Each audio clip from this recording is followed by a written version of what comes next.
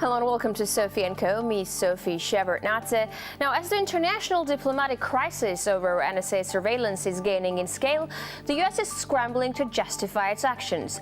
And while we're waiting to learn what exactly Obama wanted to hear in Angela Merkel's conversations, the question remains, will the West manage to roll back the mass surveillance, or will it submit to the reality of this one particular Big Brother presence? When friends are spying on friends and trust has been undermined. What can stop the relationship from crumbling? Will Europe forgive the US for sneaking and snooping? Or will they hang up on their overly curious ally?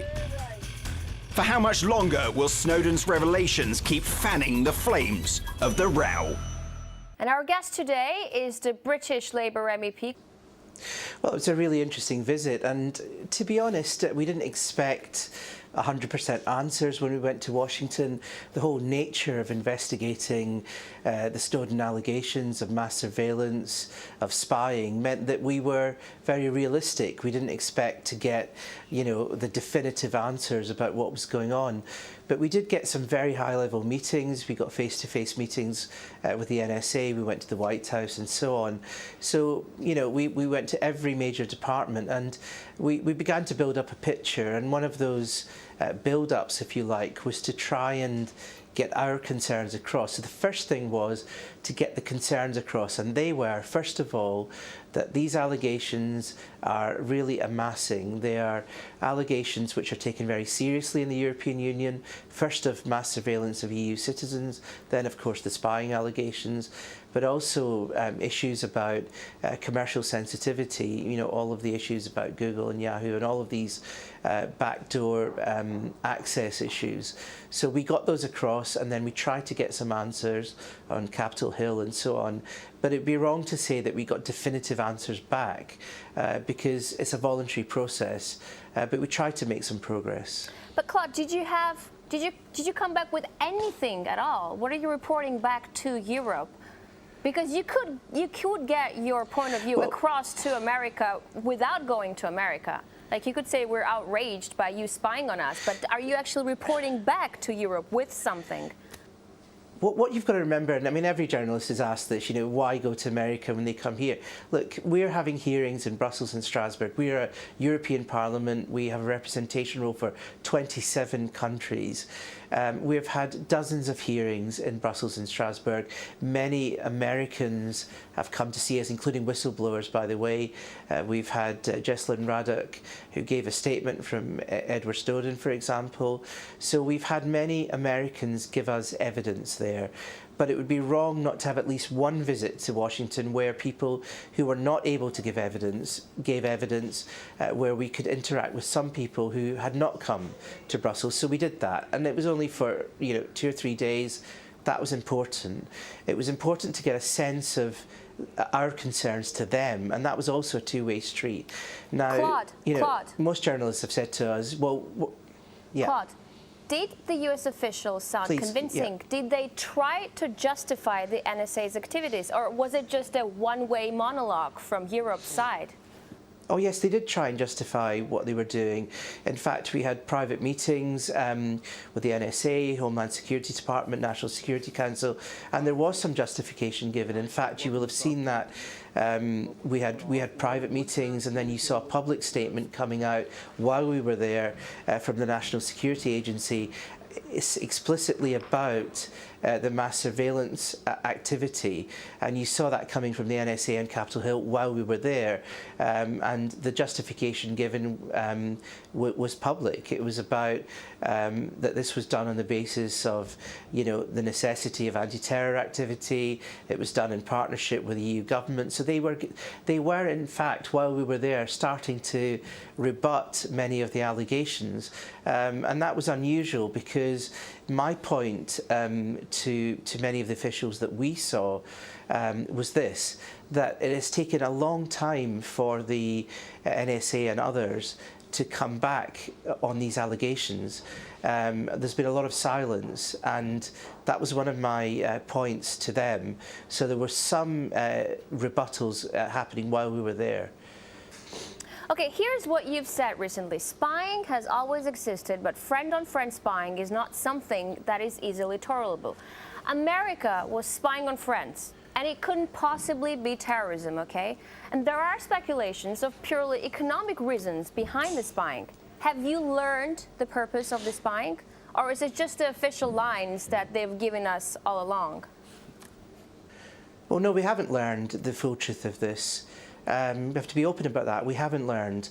And the quotes that you just gave back to me are about particularly the German example. For example, the allegations about Chancellor Merkel.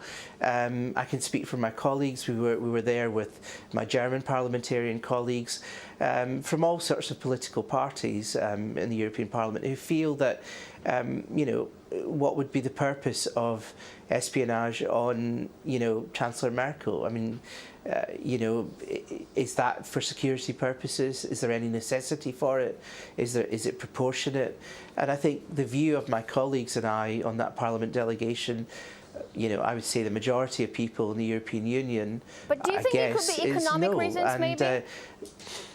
Well, look, that's the point about these allegations, that if they are disproportionate, if there is no perceived reason for mass surveillance, and that allegation of mass surveillance is proven, and we're going through a process of trying to figure out what is going on, if that's the case, then you're going to get to a point of commercial sensitivity. And what I mean by that is you've got further allegations of mass surveillance, of data being taken from citizens. Now, there are 2 points here.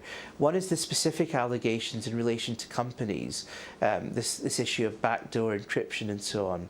There's a second problem of breakdown of trust, which affects the movement of data. That could have commercial implications. So there are 2 issues here. And if you have a breakdown of trust between the EU and the US on this set of allegations, and we've said this to our counterparts, and we know this is an issue between the EU and US, if you have this breakdown of trust and you don't repair it, then there are commercial implications. But can I tell you something? From what I'm hearing right now, it looks like it really was more of a symbolic visit rather than anything else, just like Europe's reaction to a spying case of this proportion. Well, fine. I mean, it doesn't disturb me that you think that. You know, my feelings are not hurt. If you feel it's symbolic, that's up to you. What I thought it was a very high-level visit. We got some information, our realistic expectations were met, and we were realistic. And I'll tell you why we're realistic. Because parliaments are not perfect. Democracies are not perfect. We don't have subpoena powers. We're not a court of law. We can't force people to tell us something they don't want to tell us. But in democracies and parliaments, you try. You try and get the truth. You try and speak to counterparts. These are our allies. So we're there. We're asking the questions. We're asking tough questions. And we're doing that in Brussels and Strasbourg as well. Because at the end of the day, you know, we're legislators. We're not perfect. But we're there to address what we think EU citizens are concerned about. They are definitely, in our view, concerned that mass data transfers have happened because of these allegations. And if these allegations remain unanswered, there is a privacy issue, there's a human rights issue, but there is also a commercial issue. Yeah, I mean, tough questions are great, but I really wonder about the answers. And you said you haven't gotten any tangible answers. Like, I genuinely wonder, why would they be spying on Angela Merkel? I mean, you could, yeah, it's really interesting. You keep asking this, and that's fine. But, you know, this is not a robotic situation. It's a parliamentary inquiry. Now, what I think is happening here is it's a process. I think with the media, with good journalism, with NGOs, with legislators, there is pressure here, genuine pressure building up. This is part of a process. People are watching this process, companies, businesses, who don't want to see, you know, encryption breaking down, you know, backdoors into people's mass data affecting business, privacy being, you know, something that is an afterthought. Why? Because in the future, if we're going to have commercial transactions, you don't want to see this being broken down. So for human rights reasons and for commercial reasons, people want to see this issue resolved in some way.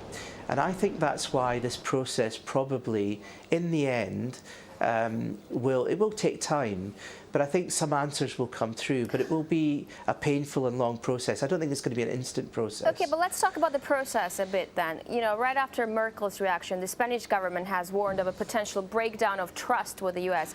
Well, okay, but so what? You know, it's not like they're cutting diplomatic ties. What exactly does that mean, the breakdown of trust? Well, what's happening here is you've got major governments. You've got the Spanish government. While we were there, El Mundo had a piece on the allegations of Spanish citizens having mass surveillance. Germany, you had the French situation. I mean, what's happening here is, I mean, these allegations are coming thick and fast, and we understand there will be more allegations. And you've got here a sort of relentless situation of allegations, and the key point here is that many of these allegations are not having an answer. Now, the situation is that, as we understand it, is that because it's intelligence issues, we understand that we're being told that we can't have a comment coming from the NSA, but while we were there was some rebuttals.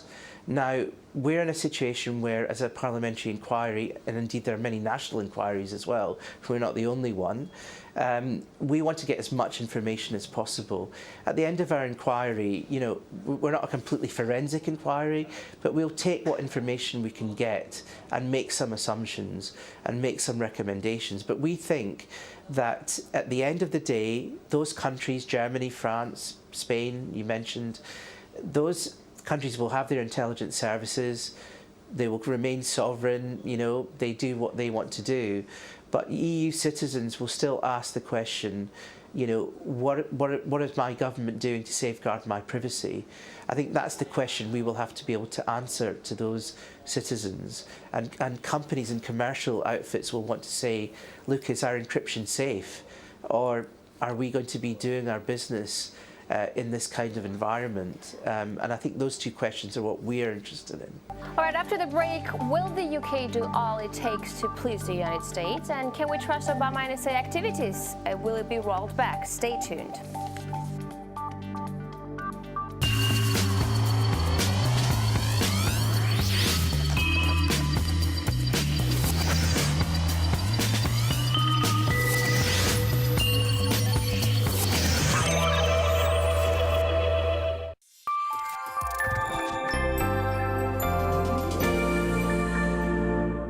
Wealthy British scion Zach Wilson, investment activist.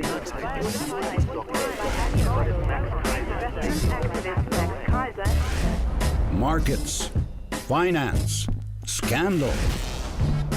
Find out what's really happening to the global economy in Kaiser Report on RT. We are not talking the language of war, but I will only react to situations. I have read the reports, but I'm not in a position to... But no, I will leave that to the State Department to comment on your latter point. I don't want to say that. Mr. Kerry, do you have any comments on the document? No comment? Thank you. No more weasel words. When you evade a direct question, be prepared for a chase. When you throw a punch, be ready for a battle. Freedom of speech means little without the freedom to question. On November the 5th, more than 400 cities around the globe are hosting mass rallies for fairness, justice, and freedom.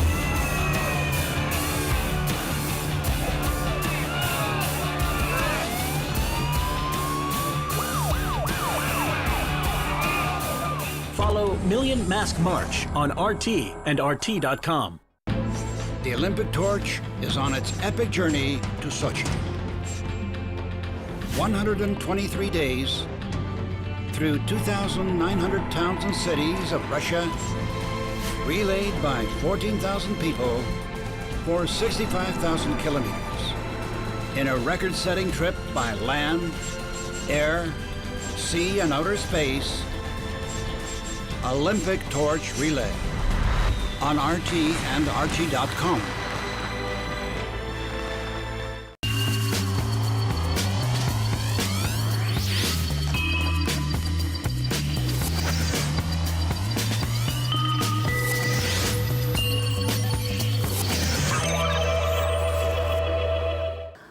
back to the show. We're talking to British Labour MEP Claude Moraes, who just returned from Washington talks on NSA activities. So the UK government communications headquarters was key in helping the NSA perform its surveillance. Have they given you or anyone their explanations?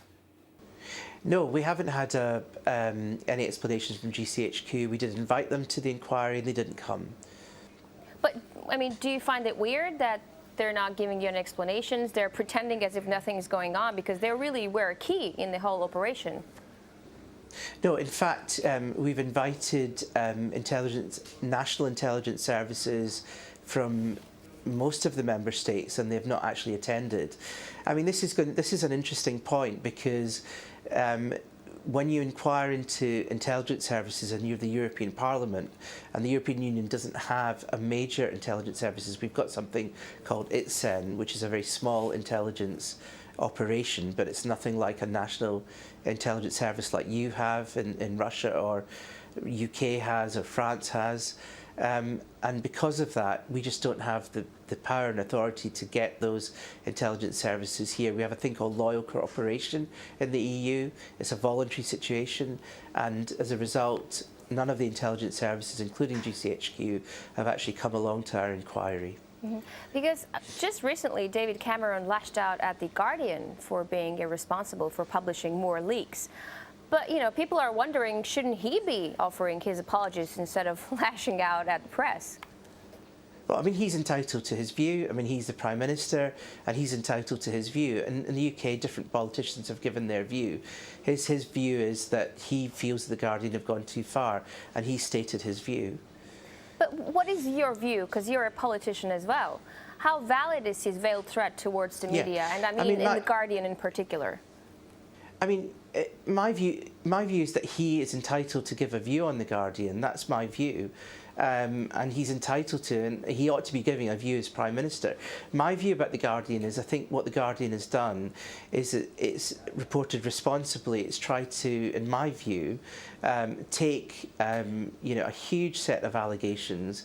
I feel it's, having interviewed them in the inquiry, they were one of the first, the editor was one of the first interviewees in our inquiry. We interviewed many journalists. In my view, and I'm not the last word on it, but I feel that they've redacted a lot of information. They've attempted to produce good journalism. For example, they haven't just put the allegations out on a website or whatever.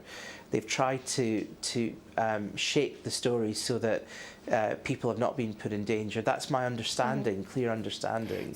And if that's the case, then I think, you know, The Guardian have responsibly reported this. So you think The Guardian should have published Snowden's revelations, that should continue to do so in the future? Yeah, I mean, I'm giving you my view about The Guardian. I've just given you my view, which is that I think that The Guardian's a responsible newspaper, and in the inquiry we interviewed the editor. We put to him very clearly, what do you know, what's your purpose, what's your methods? And it was very clear that they had made a lot of efforts to redact information that could put people in difficulty. Now, there are different views on that. You know, some people are taking very strong views on The Guardian. You know, we actually interviewed them in the inquiry, and we took the view that that good journalism was at play here in a very difficult situation. So that's my view about The Guardian. Now, David Cameron himself has not been spied on, or at least that's what he's been told, and still he signed up for a statement from all 28 EU leaders calling for the rebuilding of trust with the United States. But isn't he an accomplice in this case and should also be responding now for his actions? I don't know what you mean by accomplice. I mean, I think the statement to rebuild trust with the United States is correct. I think that's exactly what we're doing in the inquiry as well, because the United States is our ally. I think most EU countries would agree with that. And I think the idea here is that trust has been affected by this situation. I don't think there's any doubt about that. I mean, it's a factual case that we're allies. We're in NATO. The European Union is currently in an EU-US trade agreement.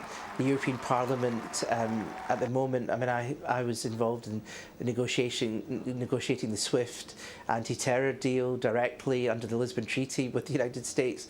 So we have actual partnerships with the United States. Sure. So the point is that it's a trust situation. So. Yeah. Well, I'll tell you what I mean, because after all, I may not know it all. I'm just a journalist. The CIA was paying GCHQ hundreds of millions of dollars to have them spy for them. Is that a normal practice for a governmental agency to receive money from a foreign state, even if it's an ally? Sure, that's what our parliamentary inquiry is trying to look at. Our parliamentary inquiry is not just looking at that, and you're talking about the tempora issue. Our parliamentary inquiry is not just looking at that, but it's looking at all the intelligence services in the EU. In fact, our remit is to look at our oversight issues in the EU, because we are far from perfect. We have issues about our own intelligence services oversight. And in fact, when we were in the US, we made that very clear to our counterparts in the US. We said that we have oversight issues in our own backyard. So we were very clear about that. So that's part of our inquiry remit. So, Claude, do you think Snowden now has another powerful enemy, the UK, for landing them in hot waters? I mean, if you're asking me about what enemies Mr. Snowden has, I mean, I suppose you have to ask him. I mean, I'm a legislator. But we're discussing a situation that's been talked about in every major news channel for the past couple of months. So, and this is all interrelated. So we're just talking here. Yeah. Sure. Yeah, exactly. I mean, you'd know as well as I would. I mean, you're not just a journalist. You have as good an idea about this as I do. I mean, of course I mean, he's in a very tough position. I mean, he's a whistleblower. And, and by the way, in the inquiry, we interviewed a number of key whistleblowers. And in fact, we had a statement from him through Jesselyn Raddock, who was his attorney. So, we're an inquiry that's been pretty extensive. So just recently, President Obama has pledged to review the NSA activities. What does it mean to you? Because for some, it just means being more cautious to avoid more leaks.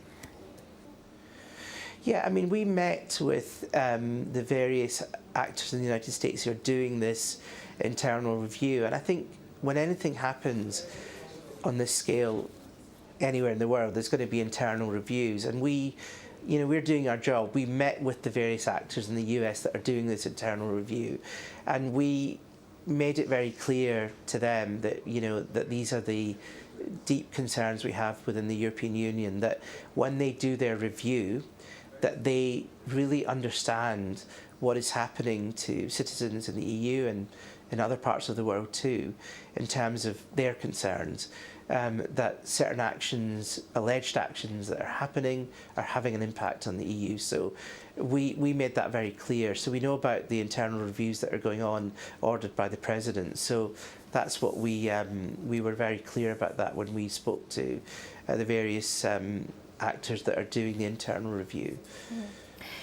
Also another interesting fact recently, last summer, was Luxembourg's Prime Minister's resignation for not being able to keep his security in check.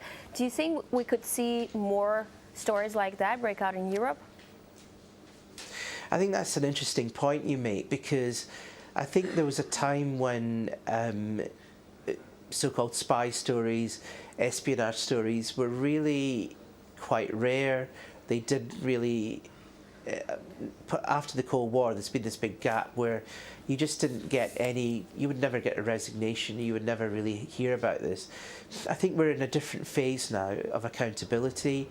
I think citizens, certainly I can speak in the European Union, citizens want accountability. They want legislators, in this case, I think the Luxembourg case is a good one you bring up.